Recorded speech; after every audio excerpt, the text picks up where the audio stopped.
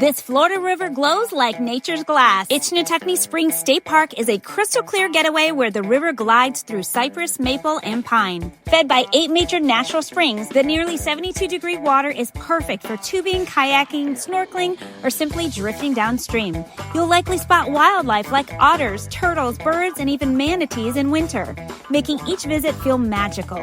Whether you're paddling at sunrise or picnicking with a family, Ichetucknee delivers pure, serene Florida beauty. What's your favorite Florida spring? Let me know in the comments below and follow me for more fun adventures.